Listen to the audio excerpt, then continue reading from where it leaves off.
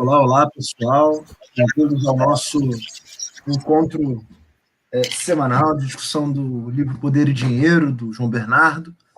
É um prazer ter vocês aqui. Estou aqui acompanhado dos meus queridões, Thiago Magela, Edilson Menezes. Enfim, a gente, nessa reunião de hoje, a gente vai concluir a discussão do capítulo 2.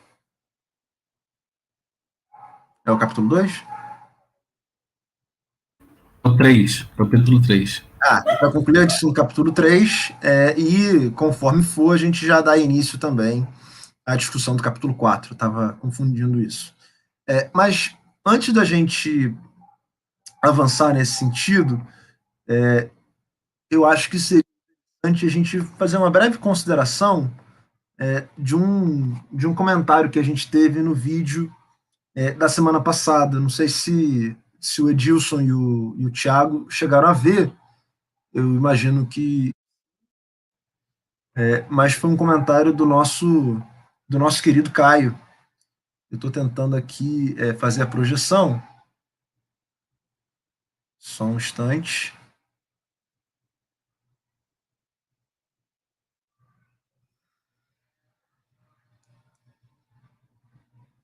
Aqui. Foi? Estão vendo aí, não?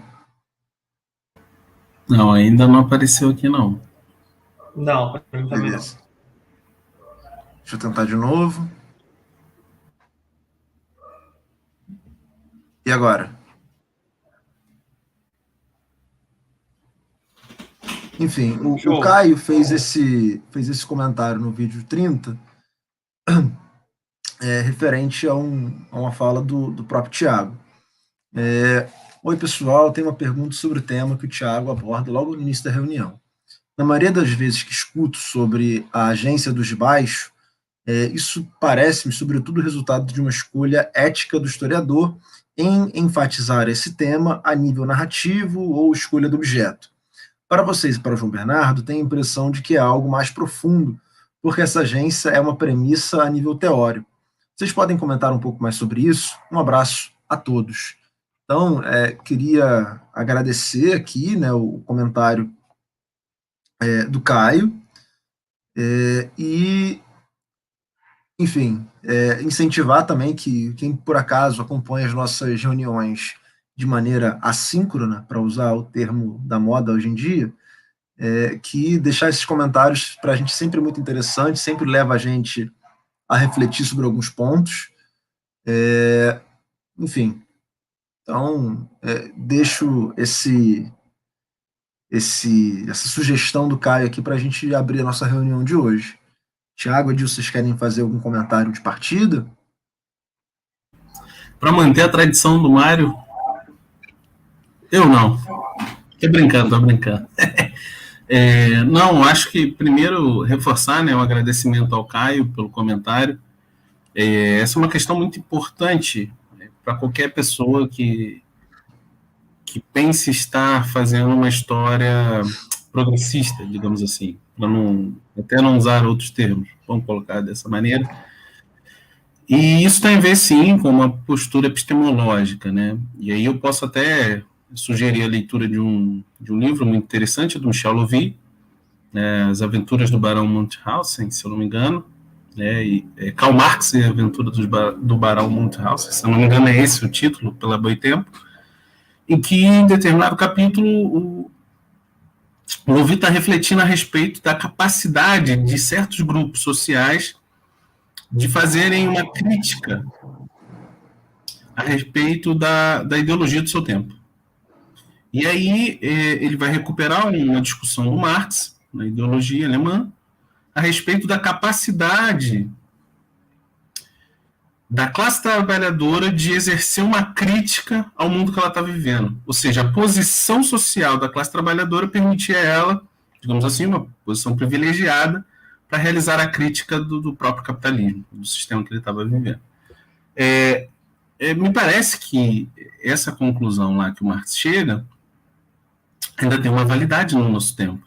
A classe trabalhadora ainda ocupa, dentro da dinâmica da luta de classe, ou das lutas de classe, se a gente preferir, uma posição diferente, né, na luta, que lhe permite ganhos ontológicos, diria assim, na hora de observar a realidade.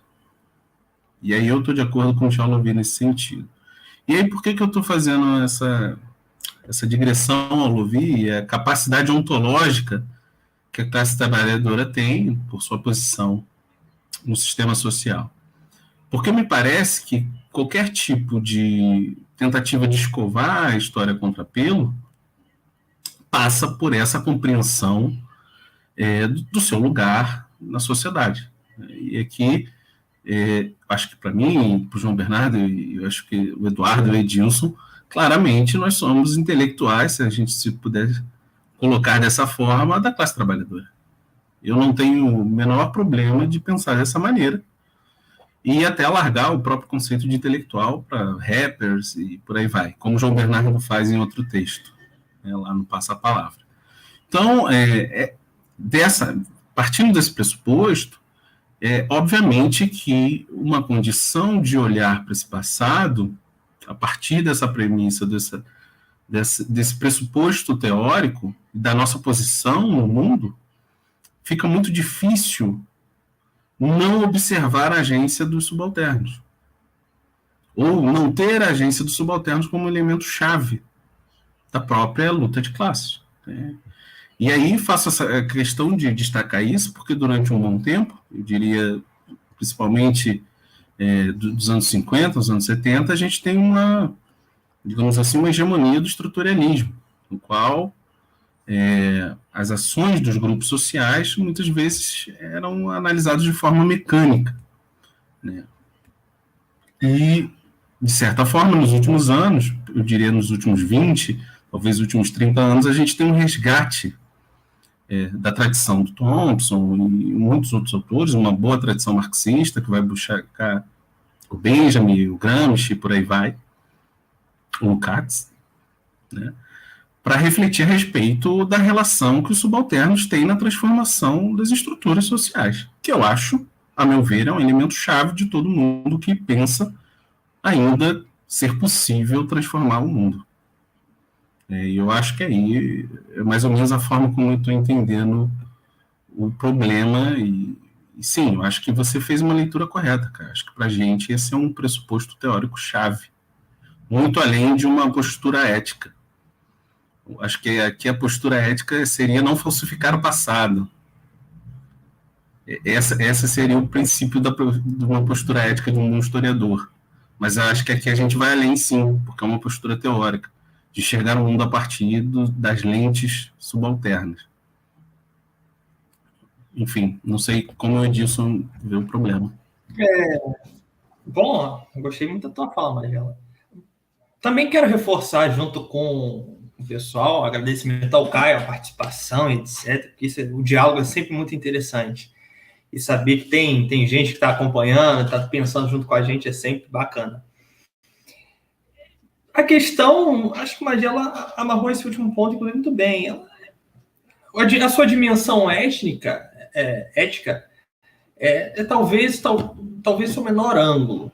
A rigor, trata-se de um pressuposto teórico, metodológico fundamental, mas eu diria também uma exigência epistemológica. E por que digo uma exigência epistemológica? Inclusive para fazer um paralelo com a própria obra do João Bernardo. Ele vem apresentando para a gente aqui, pelo menos até essa altura, a impossibilidade de pensar a história medieval sem o campesinato.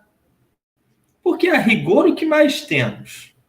Qual o grande volume de concentração de produções históricas? Acerca da classe dominante, de seus pressupostos, todo o universo que a cerca. Em boa medida, em vários momentos, a história parece quase produto da aristocracia, dos poderosos. Em boa medida, isso foi muito feito, e às vezes ainda é, para a Idade Média. Só que isso é uma deformação do objeto. Eu acho que aí entra a questão do pressuposto teórico-metodológico. Ele não é só um posicionamento político, ele é uma exigência. Você não consegue entender, ou bem entender na complexidade que a coisa exige, a Idade Média ou qualquer outro período da história, alijando do seu fundamento mais essencial, a relação social. E uma relação social não se dá só de cima para baixo, né? E porque eu acho que, no fim das contas, também é isso. A gente acaba pouco discutindo a diferença entre recorte, que toda pesquisa a algum nível vai mobilizar, ou seja, por questões de tempo, questões objetivas, você recorta o objeto a esse ponto, mas há deformação. Há recortes que desconfiguram um dado objeto. E eu acho que essa é uma discussão chave. E todas elas que, a algum nível, vão por esse sentido de alijar os de baixo da história, em algum nível, eu acho que acabam incorrendo em deformações da sua própria compreensão em si. Eu posso citar uma outra obra que eu sempre uso como exemplo, que é A Guerra na Idade Média, do Philippe Contamine, que já está traduzido há um bom tempo, não sei para a língua portuguesa, mas sei que para espanhol tem. É uma obra sensacional. É um grande passeio sobre a guerra na Idade Média. Só que não fala em nada sobre a dominação das comunidades rurais. Ele vai falar desde das armaduras, do brilho, do material, do simbolismo, de toda a cultura que cerca a esse respeito, mas simplesmente não toca na questão camponesa. A guerra perde o seu aspecto socioeconômico fundamental, né? E pouquíssimas linhas, quando faz, o considera. Veja, esse é uma possibilidade de recorte? É uma possibilidade de recorte, mas que deforma o objeto. Que se você alija o papel e a pressão que os camponeses exercem, inclusive nesse sentido, você pouco compreende, ou pelo menos compreende uma faceta, mas não na abordagem tão genérica e tão abrangente que ele quis dar, sobre o que é a guerra para a aristocracia. Então, acho que também tem esse elemento. Ele é um pressuposto teórico-metodológico, que, antes de tudo, é a forma de entender a história.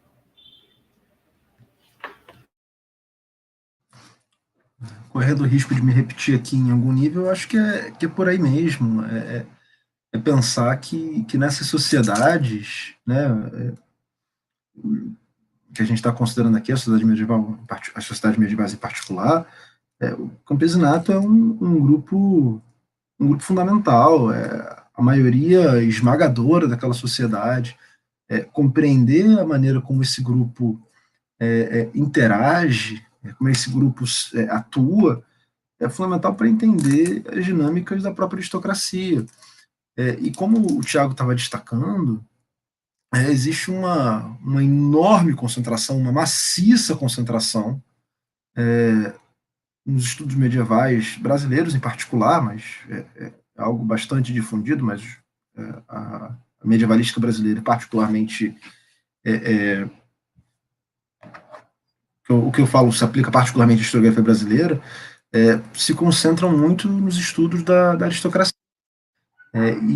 E acabam, por conta disso, se não suprimindo, ou supondo uma certa não ação dos baixos, né?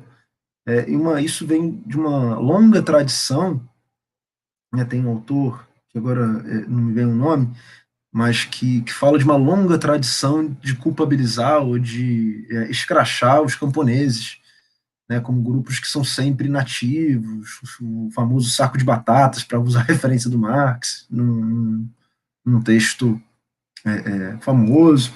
Enfim, então, eu acho que você está coberto de razão quando percebe isso, de que é algo que não é como o Tiago falou, o Edson reforçou, não é um mero questionamento, não é uma mera perspectiva ética, é uma questão de fundo, de base, de como a gente concebe a estrutura da sociedade, é o que está profundamente relacionado a como nós nos enxergamos como intelectuais na nossa atuação cotidiana. Enfim, acho que seria isso, né? Meio que fazendo coro no que o Edilson e o Magela já disseram.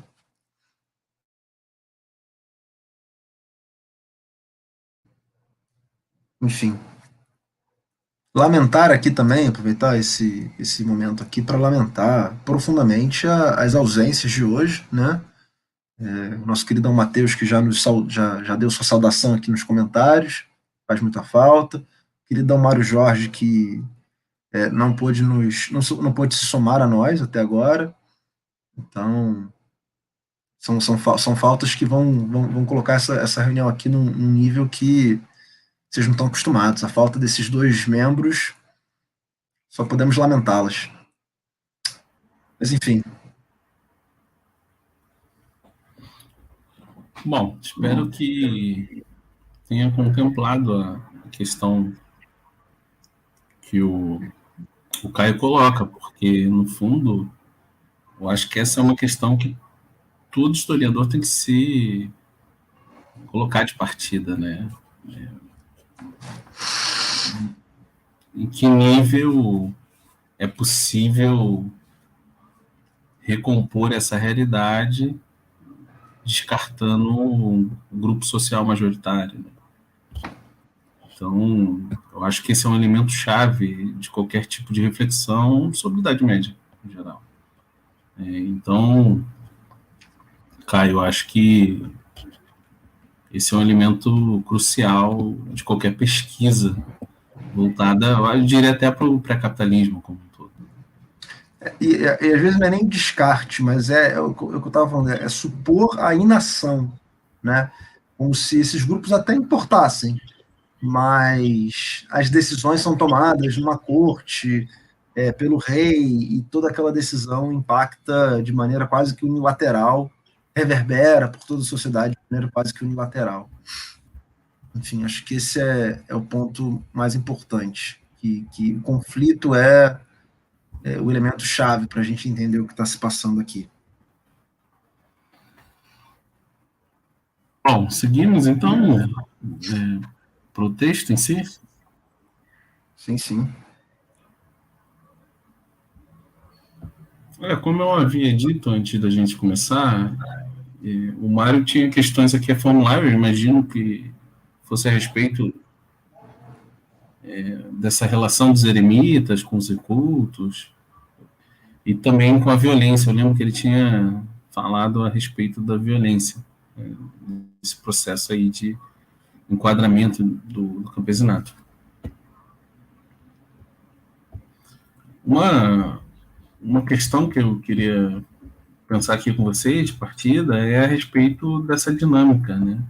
A dinâmica expansiva senhorial, de acumulação senhorial. E aí, eu acho que aqui fica claro, para quem conseguiu fazer a leitura, que nesse capítulo, João Bernardo demonstra que, enquanto houve uma linha de expansão ou melhor, terras para serem desbravadas, vamos colocar assim, era possível atenuar os conflitos entre os senhores e os camponeses. E aí, dos dois tipos de luta, né? Tanto os camponeses independentes tentando fugir do regime senhorial, como também os servos já submetidos à dominação senhorial. E quando... E aí eu acho que é o mais interessante, né? Já que a gente começou falando em agência, é super interessante o fato de que esses camponeses, no processo de fugir do regime senhorial, acabam se associando com alguns membros da aristocracia, e nesse processo de associação com membros da aristocracia acabam se envolvendo em novas dinâmicas de dominação senhorial. Ou seja, ainda que, em grande medida, tentando escapar desse regime, eles acabam estendendo esse regime. O que é muito contraditório, o que é muito legal, porque me lembra várias falas do Edilson aqui, né? Como o movimento histórico passa por essas contradições. É justamente no movimento da classe de tentar fugir da dominação que ela estende e alarga, ou é um elemento que colabora com a extensão e alargamento do próprio regime. E aí uma questão que eu queria pensar aqui com vocês era o seguinte: esse processo aqui merecia muito uma comparação com o que acontece em outros espaços-tempos. Né? Eu fiquei pensando muito na relação que os escravos no Brasil colonial estabeleciam com os quilombos, por exemplo. Essa relação de fuga, estabelecimento de uma nova residência, e como esse novo espaço, né, esse novo assentamento, para usar o termo da arqueologia, esse novo assentamento acaba se inserindo também em outras dinâmicas com populações locais, por aí vai. E também, obviamente, em conflitos, né, tanto de manutenção da sua autonomia, como até mesmo da submissão de outros espaços. Isso me parece muito interessante e se faz pouco, se pensa pouco nessa dinâmica pré-capitalista de lutas, né, ou de tipo de lutas, como coloca o João Bernardo. E eu não sei se eu estou viajando muito ou se parece algo razoável para vocês.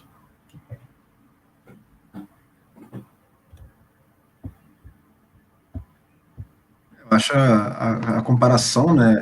E esse que é um ponto interessante também aqui no nosso querido João Bernardo, de que as hipóteses que ele ajuda a gente a levantar são muito interessantes, né? Então a gente tem um contexto aqui que permite a gente pensar vários elementos para outros cenários. E aqui o Tiago trouxe o exemplo do Brasil colonial. Então é um pouco dos pontos que são tão interessantes, né?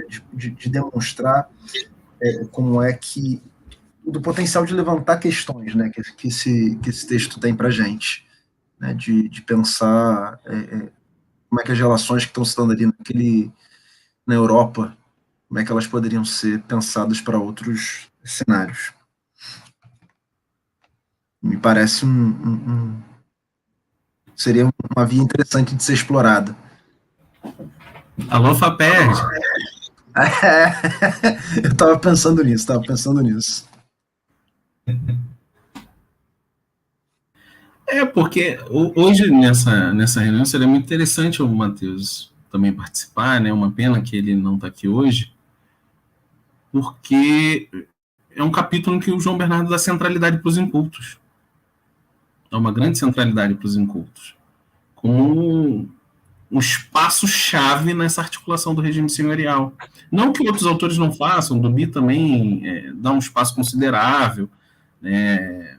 Se a gente pudesse voltar ele a Economia Rural e Vida no Campo, você vai ver, o Duby gasta página sobre os incultos. Só que aqui os incultos aparecem como um elemento chave no processo de luta. E aí eu lembro, alguns anos atrás, o Harvey veio aqui no Brasil, bem antes da pandemia, eu diria, e ele falava da importância do espaço na compreensão da lógica do capitalismo. Né? Assim. E eu acho que esse é um elemento que, o espaço é um elemento que durante bom tempo foi meio que menosprezado nas ciências humanas, ou melhor, na história, nas ciências históricas.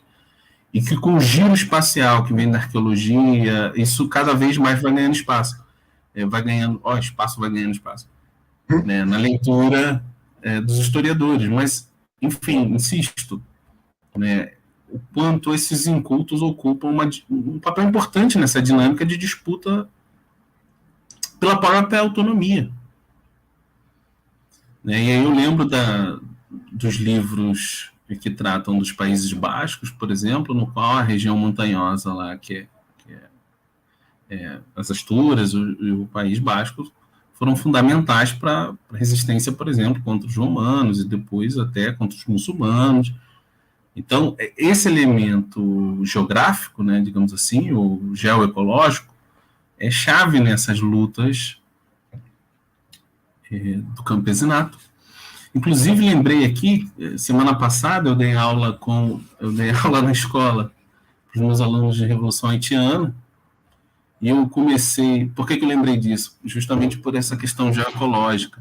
Porque um dos elementos chaves que tornou possível o processo de revolução haitiano, o começo dele, foi o conhecimento que os escravos tinham da ecologia do local, né? Ao ponto de conhecerem ervas que eram possíveis de serem transformadas em venenos, né, para matar os senhores. Então, veja como essa relação entre o ambiente e a dinâmica da luta é fundamental. Não à toa, se eu não me engano, a referência que eu li lá naqueles Jacobinos Negros é que mais ou menos 4.000 senhores de escravos, ou seus senhores e suas famílias, foram mortos envenenados. O que não é pouco. E o que demonstra a importância dessa dinâmica ecológica no processo de luta. Ainda que aqui, obviamente, o João Bernardo esteja falando numa dinâmica de migração, de fuga, de desbravamento desses espaços. E tem aquele ponto que a gente comentou. Vai lá, Edilson, fala disso. Isso parece ser um ponto essencial, né, a ser considerado. E como vocês estavam falando, às vezes sai um pouco do horizonte de alguns analistas, mas a rigor se trata dos limites objetivos de uma dada formação, das lutas que se manifestam no seu gosto. Então, esse tipo de consideração é chave, e diria não só para esse período, mas também para outros, inclusive com capital. Talvez, em algum nível, a gente acabe supervalorizando, até mesmo por desconhecer, no caso, as configurações e as vantagens tecnológicas que o capital consegue desenvolver, enfim. Me parece que isso faz uma comparação muito negativa com o pré-capitalismo, como um período marcado por sempre pelo rudimentar, pelo precário, pelo que se desenvolve com uma lentidão medonha, etc. Aqui a comparação tem que ser matizada aqui e ali, claro. Quando a gente olha o quadro medieval, e como o João Bernardo está explorando, a gente vê uma diversidade de ações, inclusive no campo da tecnologia, no campo de invenções, formidável, mas que não podem ser descolados da capacidade material do período. Entender o que eu quero dizer com isso? Do ponto de vista muito material e objetivo, os sistemas têm limites físicos, reais. Compreendê-los, eu acho que é chave para a gente conseguir esclarecer um conjunto de tensões e dinâmicas. O papel dos incultos aqui, em algum momento, aqui e acolá, aparece, inclusive, para várias comunidades camponesas como um refúgio elementar para a sua própria subsistência. E quanto mais cerceado está esse espaço, o nível de tensões que isso traz para o próprio sistema feudal, ou regime senhorial, como usa a terminologia o João Bernardo. Eu acho que isso aqui é indispensável, né? Inclusive, pensar o espaço e a capacidade humana, é o que a gente no vocabulário marxista usa sociometabolismo. A gente pensar essa relação entre espaço e a capacidade humana de intervenção nele. Mas sempre lembrando, isso tem limites reais e objetivos, até mesmo ao capitalismo, por mais que a narrativa dos caras seja que não tem, mas tem. Agora, entender isso é sempre um desafio.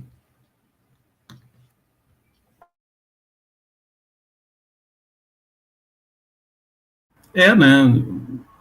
Um desses limites é a própria circulação das mercadorias, né? Há pouco tempo a gente viu lá, né? O navio parou no canal do Suez, isso atrasou os ganhos de capital, né, dos principais capitalistas ao redor do globo, né? Uma coisa que parecia completamente improvável, mas que foi capaz de parar, né, alguns ganhos dos capitalistas.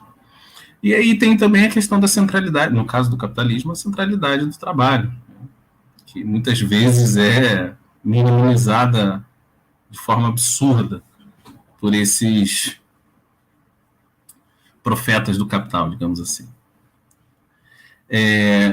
Enfim, para voltar aqui para o texto, acho que tem nisso que o Edilson está falando, eu acho que tem um elemento que o João Bernardo coloca que nos ajuda também a pensar esses limites aqui desse, digamos assim, desse sistema, porque é um sistema que vai entrar em crise, né? O próximo capítulo já está tratando da crise, e aqui ele está vendo como esse sistema chega aos seus limites, que é o fato de que, como esses camponeses iniciam esse processo de desbravamento, de fuga, de migrações, para tentar fugir do regime senhorial, quando eles se estabelecem em outras localidades, algo até que eu acho que a gente já tocou na reunião passada, mas quando se estabelece nesses outros lugares, os laços, ao que parece para o João Bernardo, são mais frágeis. Então, os laços comunitários seriam mais frágeis. E isso teria facilitado, em muitos níveis, o avanço do regime senhorial. Mas, ao mesmo tempo, esse processo de desbravamento e de migração, e por aí vai que os camponeses fazem e realizam, coloca uma pressão sobre os senhores. Isso é muito interessante, porque aqui João Bernardo inverteu uma lógica que geralmente está lá na historiografia francesa clássica, de que os senhores fazem um movimento e os camponeses respondem. Aqui o João Bernardo inverteu. Né? Quem faz o movimento são os camponeses. Os senhores estão ali tentando manter o sistema se articulando, o sistema de dominação. Então, quem dá a resposta aqui é os senhores e não os camponeses. Eles que estão comandando as ações. E eu acho que isso aqui é um ganho considerável, né? Voltando lá para a pergunta do Caio. Então, aqui eu acho que é um aprendizado para a luta de classes. Tem momentos que a classe que está sendo oprimida é capaz de colocar os dominantes na parede, a ponto de obrigá-los a terem que mudar as suas estratégias. Isso não é pouco. Isso não é pouco, a meu ver. Pelo menos essa foi a minha leitura.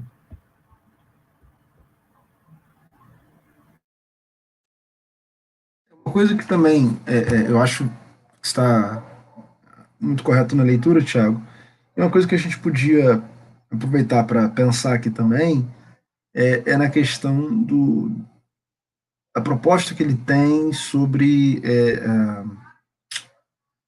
como é que chama? A coesão dos de baixo, né? A coesão dos subalternos.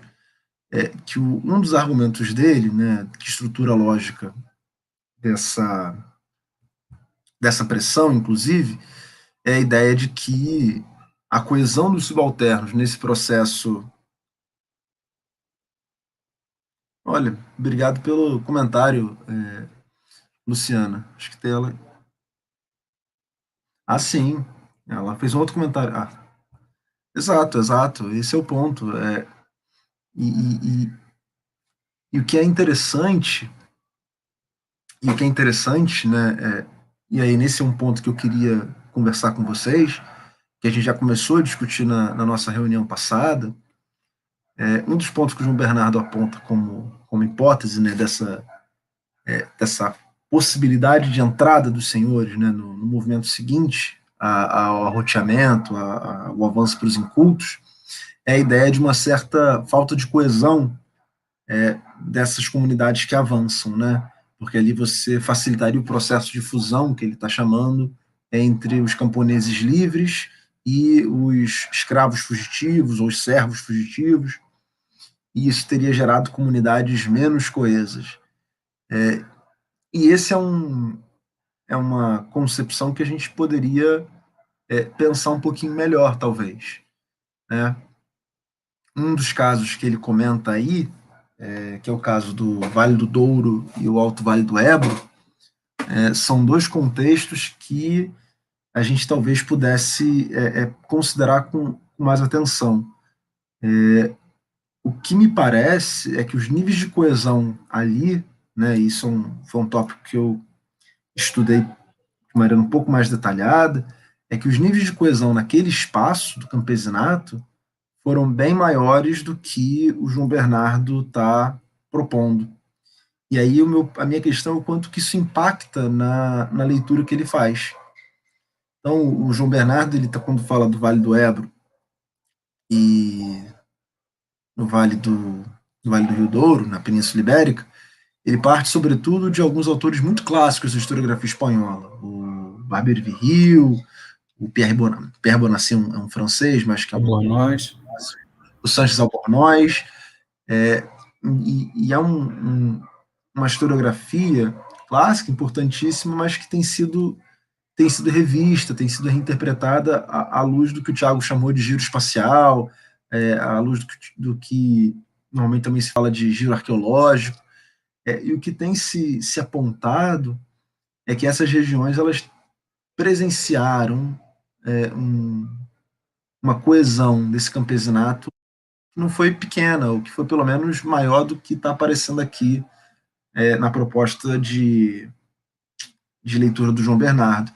E aí isso é um ponto que eu queria ouvir um pouco de vocês também, né? O quanto que essa suposição de uma coesão frágil é central para esse argumento, e o quanto que pensar que talvez houvesse níveis de coesão maior invalida o que ele está falando, ou invalida ou oferece daria outras formas de ler esse argumento, né? Porque o que eu percebi, né, desse contexto do Vale do Douro, por exemplo, é que são 150, 200 anos dos senhores tentando penetrar nessas comunidades,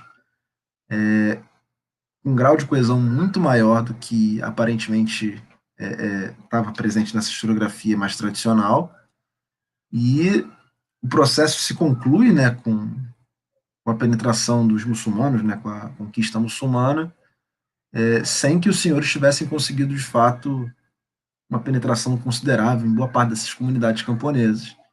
Então, quanto que essa outra leitura transforma ou oferece uma visão alternativa para o que o João Bernardo está propondo.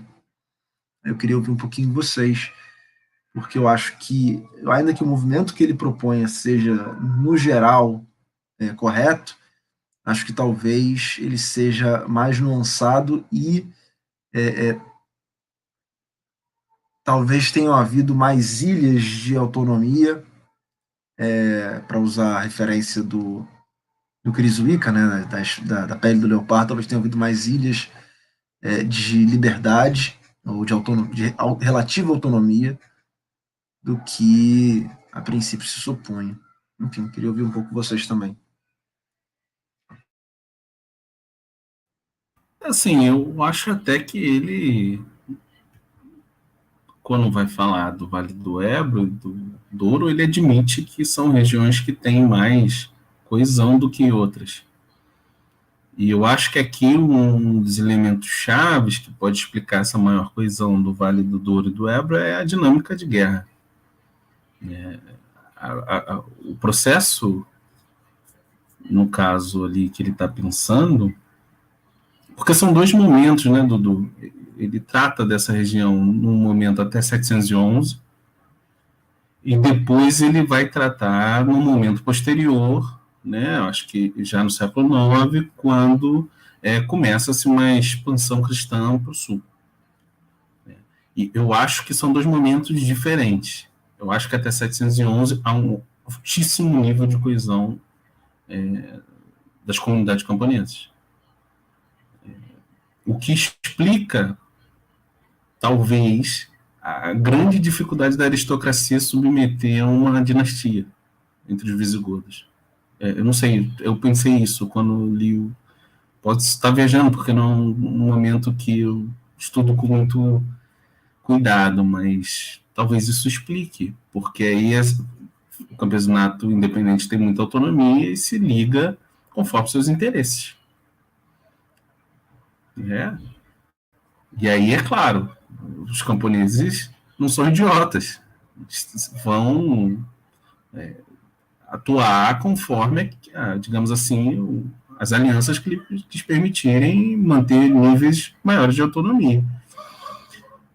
O que talvez coloque a gente para o segundo momento, que é quando há uma crítica clássica ao esvaziamento, né? É como se ali nessa região do Douro e do Alto Ebro estaria vazia, né? Como se fosse uma região vazia, não tivesse ninguém morando, né? Essa é uma tese super criticada que está lá no Sanches Albornoz, e que a gente sabe que não é verdade, mas que me parece que nesse segundo momento do século IX, século X, século XI, que é o que ele está trabalhando, ainda há um nível de coesão, porque como essa região vai se tornar, durante um bom tempo, uma região de fronteira, essa comunidade tem que, a todo momento, ter níveis de articulação interna para poder se manter diante de possíveis ataques dos dois lados, inclusive, tá?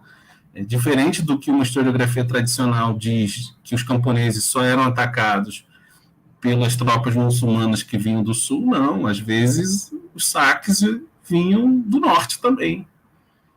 Então, eu acho que há um nível de articulação também considerável, que, ao meu ver, assim, insisto, não sou um grande estudioso do período visigodo, que, a meu ver, me parece menor do que no período visigodo, mas que ainda é maior do que em outras regiões.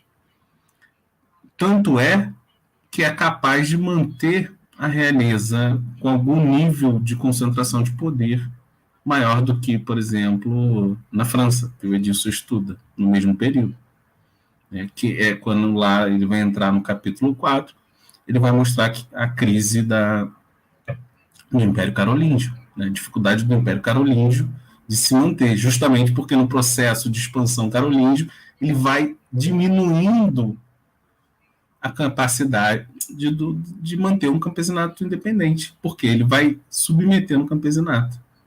Então, um dos elementos chaves, e aí a gente já destacou isso no primeiro livro, a manutenção da realeza pressupunha um campesinato independente, o que vai se manter até o século XIII, XIV, lá em Portugal e na Espanha. Né? Tem um campesinato com níveis consideráveis de autonomia. Tem um processo da arqueologia portuguesa, que é muito menos pujante do que a espanhola, que tem demonstrado que algumas comunidades camponesas em Portugal, no norte, tinham uma autonomia considerável. Mas é algo que a gente tem que avançar. Mas, enfim, já falei muito. Só para encerrar, sim, me parece que tem uma autonomia maior no período visigodo, e no segundo período, lá do 9 ao 11, essa autonomia, essa coesão é um pouco menor, mais ligada com... depende mais das ligações que faz com os senhores do que anteriormente. Olha, eu confesso que ouvindo vocês, inclusive, e quando estava lendo esse capítulo, eu fiquei encucado novamente com aquelas indagações a respeito de consciência. Né? Porque acho que é um debate que, a um nível, perpassa. O que produz a coesão da comunidade? Tradição apenas? É uma lógica consuetudinária? Enfim, eu acho que... Não sei se vocês tiveram essa impressão a respeito desse capítulo. Me gerou algumas dúvidas quanto a esse elemento que parece ser um pressuposto de uma ação coesa. Né? E por que estou dizendo isso? Porque na outra ponta do argumento também me faz pensar o porquê era tão difícil, ou os elementos que estimulavam, ou melhor, desestimulavam uma coesão maior dos setores mais desbravadores. Porque, como você estava explicando, inclusive, ele acaba regimentando ao seu redor grupos de origem social diferente. Parece que para o João Bernardo essa questão de um certo nivelamento social tem algum grau de importância, pelo menos em suas pautas, para manter uma coesão, uma articulação. Mas aí, como inclusive o Magela falou, bom, esses camponeses são idiotas. não é possível, na diversidade, para usar aqueles termos bem hegelianos, na diversidade fundar unidade? O conjunto que esses camponeses estão vivenciando, né, nas pressões em torno dos incultos, esse assédio político dos senhores, não pode ele ser um ponto de articulação local, a despeito das diferenças? Sei lá, eu fiquei com essas dúvidas, e que faz referência a vários debates que a gente já fez, e o quão é difícil tratar de consciência, suas problemáticas, etc. Enfim. Só sobre isso que você está falando, disso. Tem o Mário já, acho que o Mário mencionou isso na última reunião, inclusive, uma lei do período visigodo, salvo engano, do rei Vamba, que dizia que não era possível encontrar vila, castelo, cidade, aldeia, em todo o reino que não tivesse escravos, dependentes, fugitivos. E aí a punição era escotear com 200 açoites toda a comunidade se fosse encontrado um único escravo fugitivo entre ela. E eu fico imaginando e são leis que vão sendo cada vez mais intensificadas, né? Tem várias leis sobre fugitivos e essa talvez seja a mais famosa. Eu fico imaginando o que leva, então, a ameaçar a comunidade inteira. Quanto não seria o nível de coesão que existia por conta desse elemento, né? Então eu estava pensando nesse ponto aqui agora. Eu tenho um comentário aqui da Luciana, né, que seria a precarização, né, digamos assim, a subordinação comum, o elo comum entre esses camponeses, né? Seria esse. Eu acho que esse é um dos elos, né, possíveis da gente pensar, né? É como o Edilson estava falando, tanto camponeses independentes como camponeses civilizados, às vezes estavam na esfera de poder de um mesmo senhor. E talvez isso desse um mínimo de unidade. Mas no exemplo que o Eduardo colocou, bom, se toda a comunidade vai sofrer punição, então é mais fácil que a comunidade faça o quê? Abraça esse cara, porque é um braço a mais para o trabalho. Enfim, e aí se inventa tradições. Esse cara aqui mora, mó tempão. Porque isso também é uma questão metodológica, porque os historiadores olham esses documentos legislativos e veem, tá vendo aqui, nenhuma comunidade ia ousar desafiar uma lei tão rigorosa como essa. Né? É a leitura que muitos historiadores fizeram dessa documentação, e para mim não parece razoável. Acho que os seres humanos são muito mais engenhosos do que simplesmente, tem uma lei aqui que diz que não pode baixar PDF na internet. Então, ninguém baixava a internet na internet. Eu acho isso muito sério. É de um nível de ingenuidade. Eu não sei se esse tipo de historiador, quando faz isso, se ele olha para o passado, infantiliza esse passado. Porque às vezes eu tenho essa sensação. Porque parece que é um tempo perdido em que as leis eram cumpridas rigorosamente. E agora, que o mundo se tornou muito mais complexo, é que as pessoas começaram a não respeitar as leis. Então, é uma questão de leitura também da documentação e de metodologia, óbvio. E, é claro, de premissa epistemológica sobre o que está escrito. Não sei como é que vocês veem isso, mas eu acho que esse é um dos exemplos possíveis para pensar essa questão. Eu lembrei aqui também, tem uma lei lá do século XIII, do início do século XIII, 1211, lá em Portugal, em que o Afonso II diz que agora, em Portugal, não existe mais nenhum lugar sem senhor. Os lugares que não têm senhor são do rei. Ora, o rei escrever isso lá em Lisboa ou em Coimbra, ok. Outra coisa é o rei efetivar isso na prática. Disputando com vários senhores, disputando com as próprias dinâmicas internas das comunidades camponesas. Né? Então, e isso o próprio João Bernardo, acho que no início do volume 1, chama atenção para a relação dos historiadores com o direito. Enfim, acho que tem muito para a gente pensar e E acho que esse que é o grande valor de discutir essa obra, né? Acho que ela permite a gente pensar sobre como olhar para as fontes, para a historiografia de maneira. A sensação que me dá é que ele aguça a reflexão. Né? Ele ajuda a gente a olhar de um jeito diferente. Ele joga luz onde normalmente são cantos escuros. Né? E muitas vezes inverte o argumento, vira o tabuleiro do xadrez na hora da lógica que ele está aplicando, enfim. Mas lembrei que tem um outro elemento que aparece aqui nessa relação de diminuição da coesão, que é o parentesco. Eu acho que o João Bernardo está partindo do pressuposto de que nos locais originais essas relações de parentesco eram muito mais consolidadas, por isso permitiam mais coesão.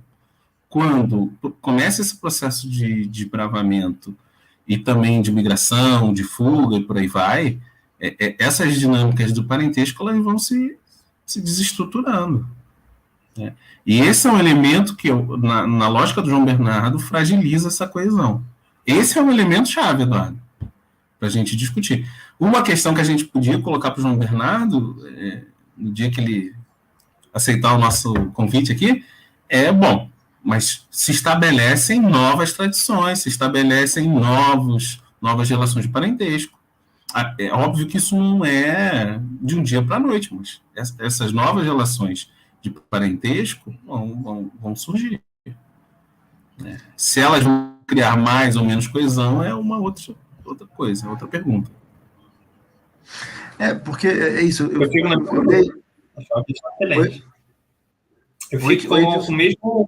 fico com a mesma reflexão que o Tiago estava comentando. Não é possível gerar outras formas de articulação? É uma boa pergunta mesmo. Se ele pudesse responder, já que vez ou outra ele assiste os vídeos, aí ó, a gente vai mandar um esquema cheio de referência que a gente vai demorar 3 anos para entender. Se A, então B, mais C ao quadrado, mais ou menos raiz de 2 sobre 2A. E é isso, sabe? Eu fico pensando, eu leio esse livro, né? E, claro, a gente fica pensando sobre o contexto que a gente acaba conhecendo um pouco mais, contrastando com as ideias clássicas que estão apresentadas e tal. E aí, o grande movimento que se tem ali entre meados do século V até o século VI é de uma profunda difusão de assentamentos rurais, em boa parte da Península Ibérica, mas como é o caso que ele trabalha muito, no caso do Douro em particular. Né? E aí se fala dessa expansão, né? Dessa expansão dessas comunidades camponesas, enfim. E aí me parece super aplicável a lógica que ele opera da fuga, do arroteamento, sobretudo pela disposição espacial desses lugares, que estão sempre a uma distância muito pequena de fontes de água. A organização do espaço é muito diferente de uma organização do espaço quando a gente está olhando para locais aristocráticos, etc. Enfim. Mas é justamente nessas aldeias que se formam onde a coesão é mais forte. E são aldeias novas, né, que surgiram naquele momento. Então, bom, essas pessoas vieram da onde? Todas elas vieram em bloco, de famílias que se construíram ali. É difícil a gente rastrear isso pela arqueologia, mas é difícil imaginar uma comunidade que se transplantasse inteira, até porque se multiplicam muitos os focos de presença camponesa nesses locais. Então, assim, isso que a gente tem que pensar, né? O Tiago também, tradições se inventam, parentescos se reconstroem. Eu acho que isso é algo que a gente precisa pensar e olhar com atenção. Mas, de novo, reforço, o grande mérito da obra, o grande mérito do capítulo é jogar à luz, né, levantar hipóteses de trabalho para a gente verificar, né? Não, sem dúvida. Dudu, inclusive, no sul de Portugal há um movimento semelhante. Acho que tem umas 2 ou 3 semanas eu li um artigo de um arqueólogo português que ele mostrava que no sul, ali perto do Tejo, a partir do século VI, se eu não me engano, que 5, 6, 7, vai surgir várias aldeias. E ele mostra, né, de forma convincente, como essas aldeias duram pouquíssimo tempo. Porque elas duram, sei lá, 40 anos e elas daqui a pouco aparece uma aldeia, sei lá, 20 quilômetros dali. Né? Não que seja um movimento tão mecânico, mas que demonstra que, às vezes, essas aldeias eram só temporárias, eram assentamentos temporários, o que faz todo sentido, né, nessa lógica que o João Bernardo está destacando, de migração, de fuga, de tentativa de ir para outros espaços em que eles tivessem maior acesso à água, por exemplo, sem precisar esbarrar com agentes senhoriais, e por aí vai. Eu acho que essa questão é chave para a gente compreender um tanto ou outro de outras problemáticas de outros períodos, porque parece que, em algum nível, não sei se vocês concordam, é uma característica, uma dinâmica da luta de classes. Está sempre proporcionando as questões e os empecilhos materiais que forçam as pessoas a migrar. Não só na Idade Média, eu conheço poucas referências a discutir de autores de outros períodos, mas se a gente for lembrar do velho Hobsbawm, lá naquela coleção dele, bicho, todo período, ao menos do século XVIII até o século XXI, ele não chegou nos XXI, mas a gente já pode complementar com o que a gente está vivendo, é permeado de processos migratórios. E isso necessariamente implica sempre em desarticulação? É essa a pergunta. E aí concordo com o Dudu. Ele tem um mérito de sempre colocar questões muito intrigantes para a gente, e talvez que nem ele tenha se colocado, mas a gente olha a obra, identifica e é tão interessante quanto as que ele coloca propriamente. Mas eu acho que é uma problemática que ajuda a esclarecer tantos outros períodos, porque me parece que é isso, né? A classe produz, não espamodicamente, mas sistematicamente, migração diáspora.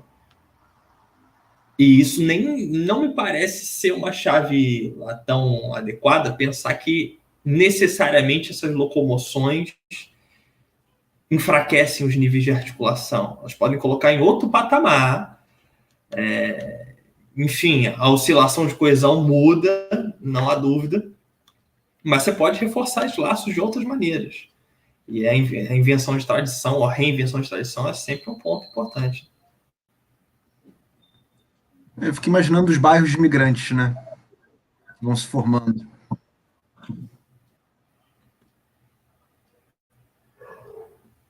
Enfim.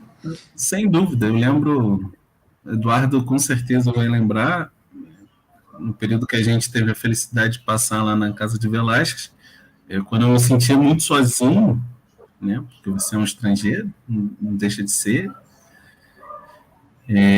Eu ia num bar que era do menino do Sri Lanka. Ele era o rapaz que me atendia era do Sri Lanka, o dono era indiano e o outro atendente era das Filipinas. E eles vendiam kebab. Então, e era um dos lugares em Madrid que eu me sentia mais tranquilo, porque ali havia um nível de solidariedade, a gente conversava tranquilamente, porque todos éramos o quê? Imigrantes. E aí o elemento-chave da imigração dos três era a pauperização, né? Era uma questão totalmente material. E todos mandavam recursos para suas famílias. Né? É claro, não dá para comparar isso com o pré-capitalismo, mas, calma aí, não é possível que camponeses em fuga não sintam o mínimo de empatia ao ponto de se solidarizar. É uma questão a se colocar, que eu acho que é muito pertinente. E tem a questão aqui, que eu acho que vale a gente destacar por último, que é a da violência, né? O papel da violência aqui nesse processo. Não sei como é que vocês leram isso. Tem um trecho que eu acho que vale a pena, né? Já encaminhando para o final, acho que vale a pena a gente ler na página 73, que o João Bernardo diz assim, vale ler o parágrafo todo. O parágrafo começa com arrastada a classe senhorial. Deixa eu ver aqui. O segundo parágrafo diz assim: arrastada a classe senhorial para a participação em movimentos migratórios, naquilo que a gente tinha falado, né, acerca da reação senhorial. Amplificaram-se as consequências dos desbravamentos, enquanto aspecto das tensões no mundo rural, passando a exercer efeitos sobre todos os grupos da sociedade. Além das formas clássicas de luta, que a generalidade dos historiadores se limita a considerar, os conflitos no regime senhorial incluíram as múltiplas facetas da atividade desbravadora. Ou seja, o próprio elemento lá que a gente estava destacando, né, dos desbravamentos, é um elemento central da luta. Ele está inserido dentro da própria luta. Quanto mais amplas fossem as possibilidades de roteamento e de colonização, tanto maior seria a calmaria das manifestações clássicas de luta. Eu marquei aqui, eu marquei esse trecho e coloquei aqui um comentário. Eu falei, será que também não é assim quando as classes despauparizadas do capitalismo migram para os centros? Quando tem a possibilidade de migrar, isso também não é um atenuante da luta de classes? E quando elas são privadas dessa migração, isso potencializa a luta de classe interna? Não sei, eu coloquei aqui como uma pergunta, mas me pareceu válido aqui colocar. Aí ele segue assim, aí vem a questão da violência. O abrandamento da violência social não revela, como tão frequentemente se julga, qualquer atenuação dos antagonismos, mas apenas a sua canalização através dos desbravamentos. Pressionada a dar uma resposta às iniciativas rurais, a classe dominante procurou enquadrar todas as operações de alargamento do cultivo, tanto na orla do habitat tradicional, como em áreas pioneiras. E, desse modo, as contradições sociais constituíram o motor do desenvolvimento do regime. Ou os desbravamentos eram prosseguidos autonomamente, formando os seus resultados um novo polo de atração para as cobiças da aristocracia. Ou, desde o início, decorriam no âmbito dos conjuntos senhoriais e serviam, assim, de eixo para o seu crescimento. Em ambos os casos, os desbravamentos levaram à intensificação do regime senhorial e ao alargamento das fronteiras. Então, João Bernardo está chamando a atenção aqui a forma como essa violência surge nesse, digamos assim, nesse período. E aí eu acho que ele está aqui pensando, se eu não me recordo, que eu já li isso na semana retrasada, o fato daquela expansão carolíngia, né? Um exemplo é a expansão carolíngia, né? Como um movimento dessa própria dinâmica de desbravamento, como uma resposta senhorial. Então há digamos assim, uma diminuição da violência interna ao regime senhorial, porque essa violência é canalizada, foi assim que eu li, é canalizada para a expansão do regime, para o desbravamento. As áreas de desbravamento, digamos assim. Eu acho que essa aqui era a questão que o Mário estava querendo colocar. Eu penso que talvez fosse isso. Se há realmente um abrandamento dessa violência interna.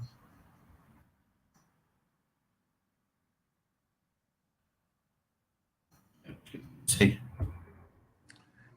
Eu acho que ele está tentando explicar isso, né? Tanto é que acho que ele se propõe a falar da Inglaterra, né? Que é o caso emblemático da ausência de ritos. Acho que ele joga isso para o capítulo seguinte, que a gente vai que vem. Mas o ponto é isso. Eu acho que a grande questão é ele está dando uma resposta. Olha, não é que não houvesse conflitos. Eles haviam. Eles só se traduziam, eles só são expressos de uma maneira diferente. Acho que esse que como você estava destacando, Thiago, esse que é o ponto, né? Não há um abrandamento, não há um apaziguamento, mas ele só se transfere de esfera, né? Enfim, e é isso. A possibilidade de fuga reforça a possibilidade do que aparece, né? A diferença aparência e essência, do que aparece como uma paz relativa ou uma diminuição da violência. Dudu, uma outra coisa que eu fiquei pensando aqui, né, em relação a essa questão da violência, foi o contraponto. É porque se observa o século 10 e 11 como 10, 11, 12, né? Como séculos extremamente violentos. Guerra a todo momento, cruzada, invasão, né, dos magiares, muçulmanos invadindo ali o Mediterrâneo, a Sicília, a chamada Era Viking, e por aí vai. Então, se observa esses séculos 10, 11, 12 como séculos super violentos, e aí olha-se para esse período anterior, pelo menos essa é a minha sensação, como séculos de aparente acalmia, de calmaria. Então, acho que também tem esse contraste que a historiografia faz, talvez de forma inconsciente, né? Eu acho que a gente também faz isso um pouco, né? Porque a gente destaca muito, e eu vejo isso pelos próprios manuais, né? A paz de Deus aparece toda hora, né? A trégua de Deus e por aí vai.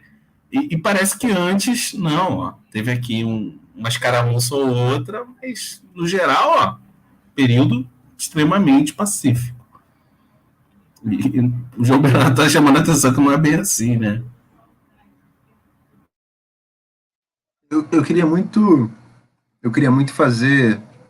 Acho que valia a pena um esforço desse no futuro a médio prazo, um esforço de comparação da leitura do João Bernardo no volume 1, na primeira parte do volume 2, comparar ela com a leitura que o Wickham faz no Framing.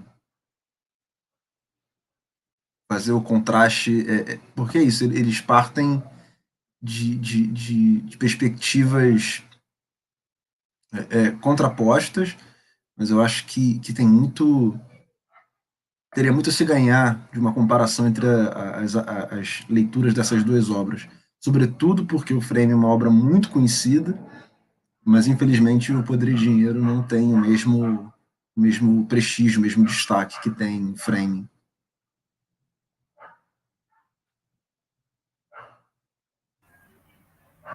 Seria um angulocentrismo?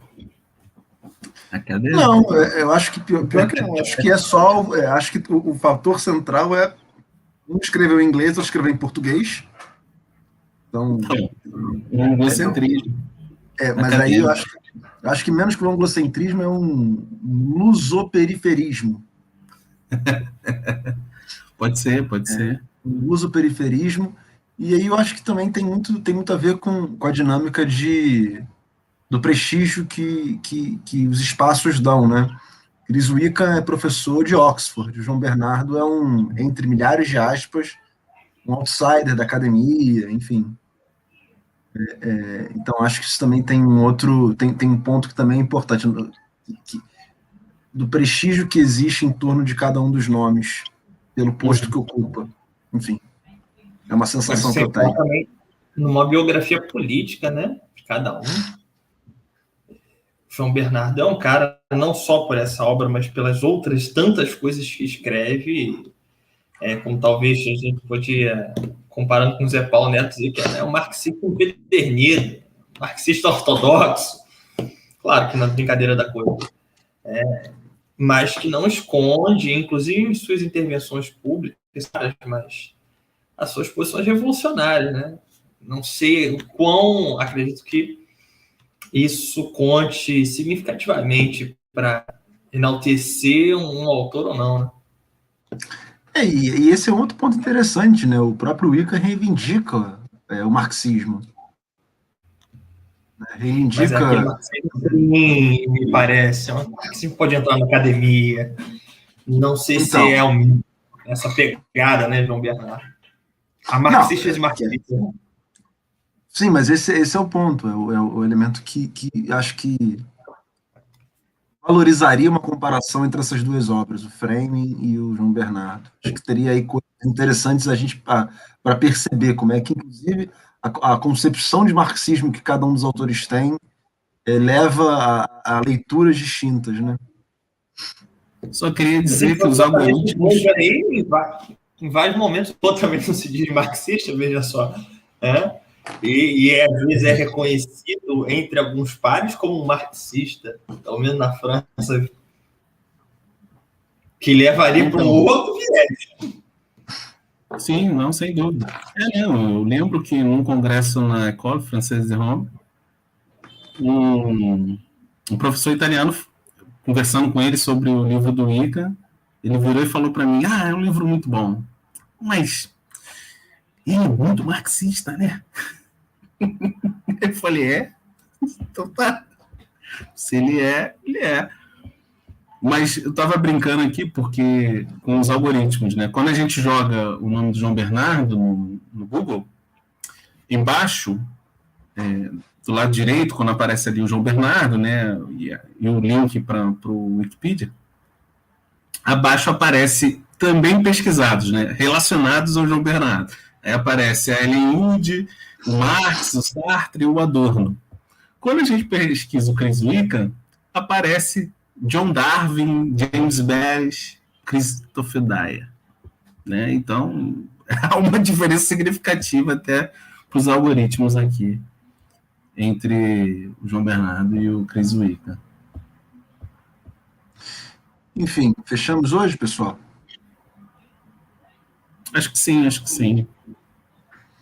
Cara, bacana estar aqui com vocês mais uma vez, agradecer a presença do nosso extenso e muito fiel público, né? A presença de vocês é o que faz toda a diferença aqui nessa leitura coletiva. Então, agradecer a presença de todos, os síncronos e assíncronos, e vemos vocês na semana que vem, no mesmo horário, nesse mesmo glorioso canal. Capítulo 4 agora, finalmente. Finalmente capítulo 4. E é isso, saudações e abraços do leproso. Valeu, gente. Valeu. Tchau, pessoal. Até semana que vem. Tchau, Luciana, que está aí acompanhando a gente. Valeu, Luciana. Tchau. Valeu, Lu.